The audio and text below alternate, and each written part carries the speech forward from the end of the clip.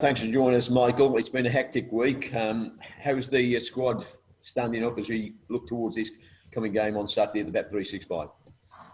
Well, we've got a few injury concerns. Obviously, Adam Davis will miss out. Extreme doubt about James Chester, Nathan Collins, Sam Clucas.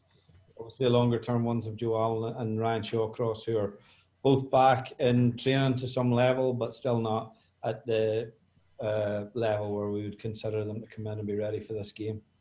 So Sam's not even close to in contention at the moment, along with the rest of it.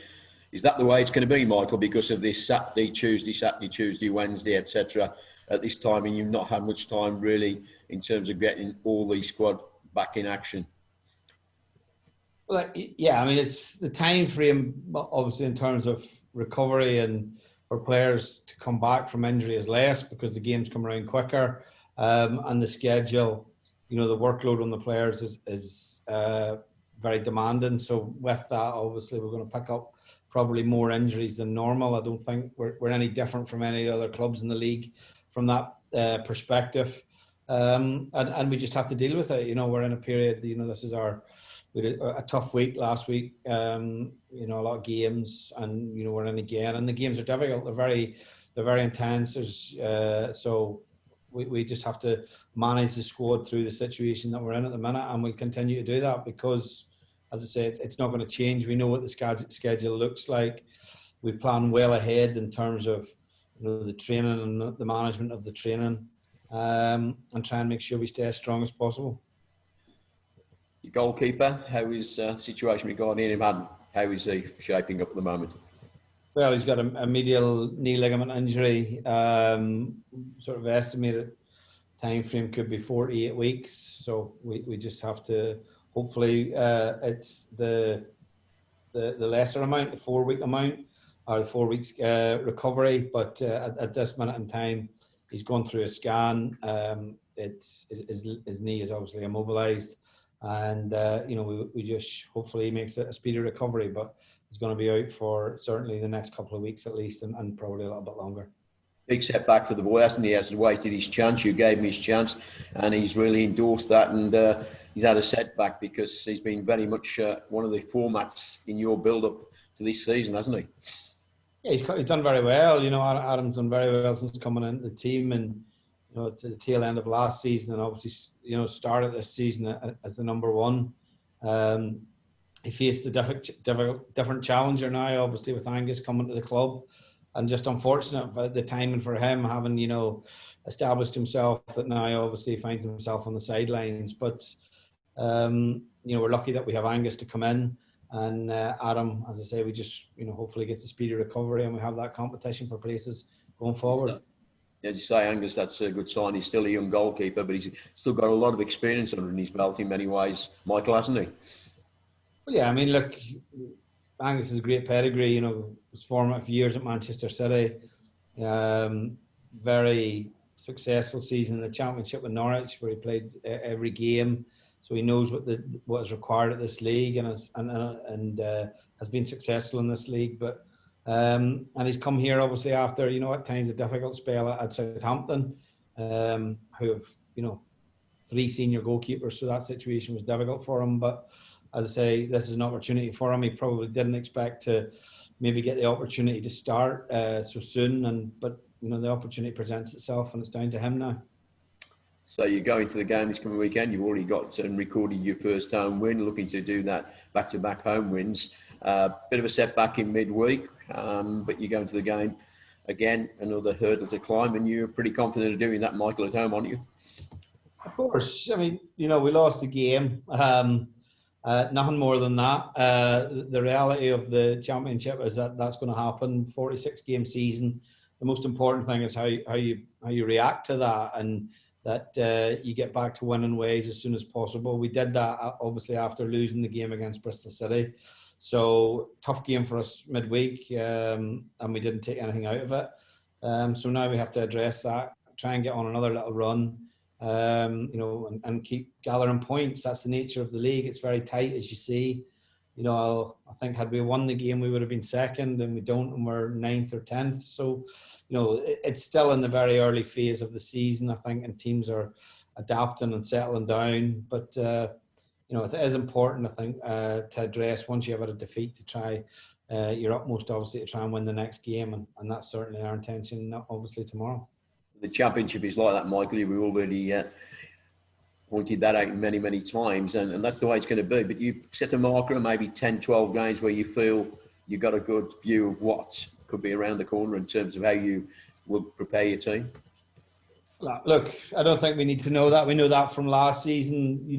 We're pretty consistent in how we prepare the team. What we're dealing with is a more demanding schedule than what we've had in the past. So that will involve careful management of the team, more from a physical aspect than anything else. But it's difficult when players are playing every 3 days to maintain the level of form.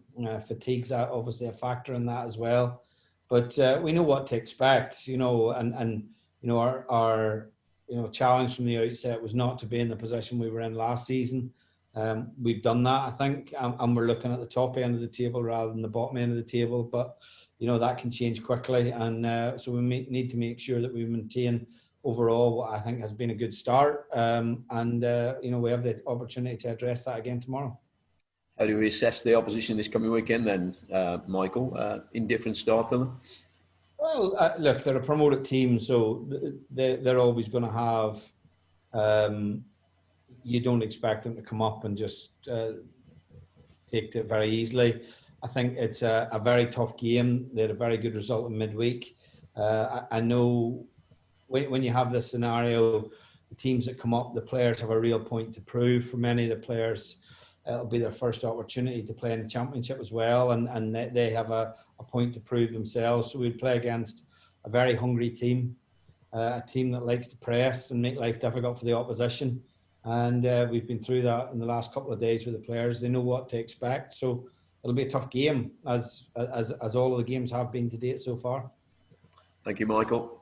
Thanks.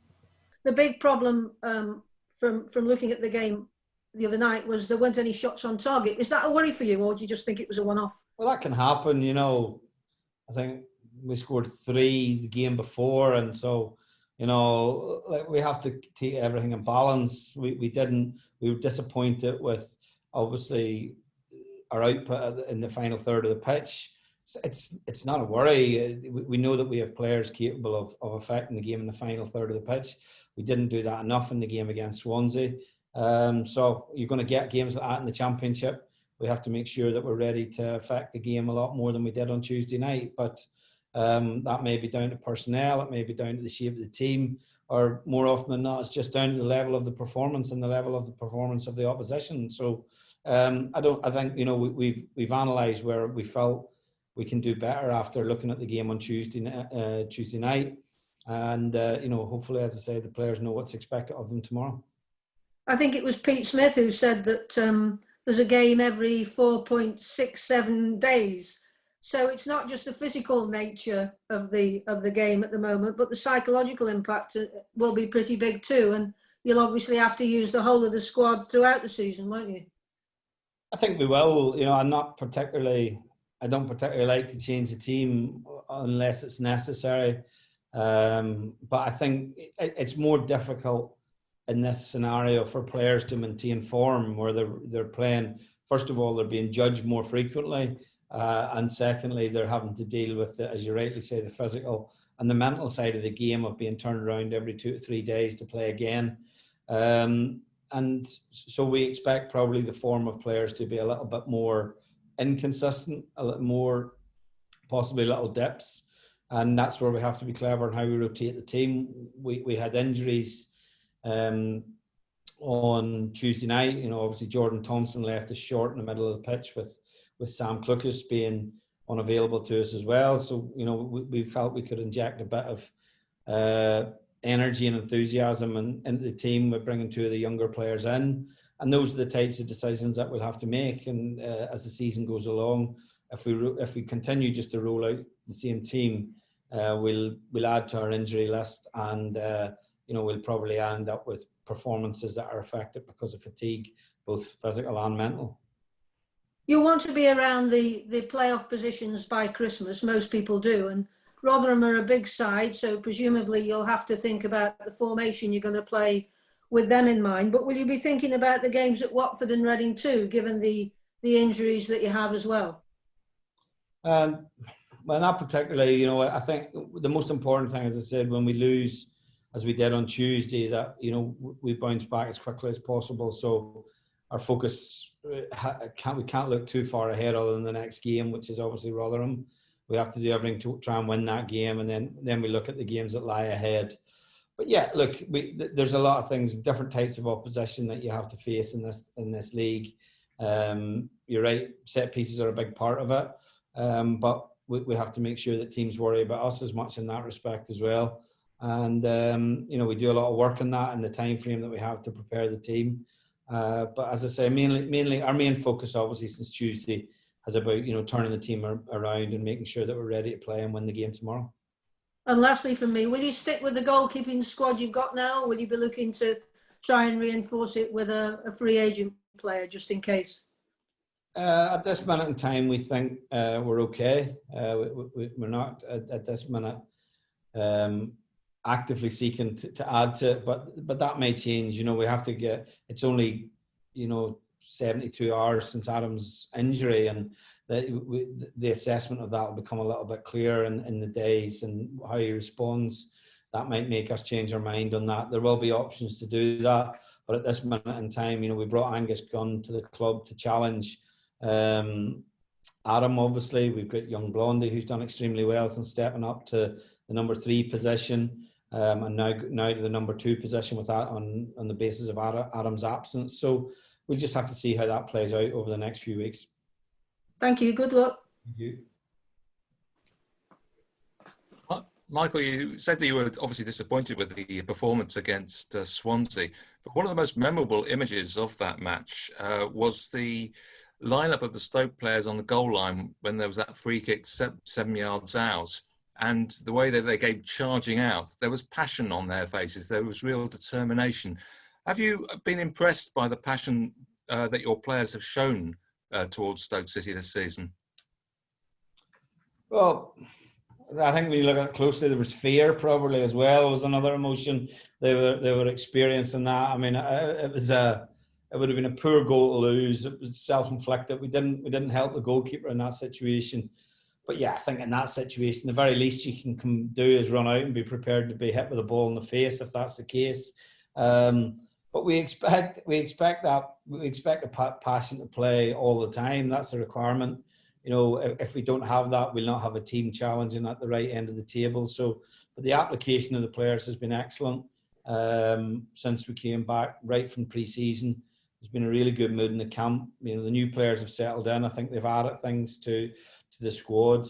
I think, you know, we are dealing with, you know, if you look at our team at the minute, you know, the fact that we're playing at the minute without Sam Clucas and Joe Allen, who were, you know, a key point of our team last season, for example. And we're coping with those absences at this minute in time. So that tells us that, you know, the squad is stronger overall, and that, you know, some of the younger players are having an impact. But it's early days. But certainly, passion is the least, or is at the very least what we expect from the group of players that we have. Thank you. Good luck on Saturday.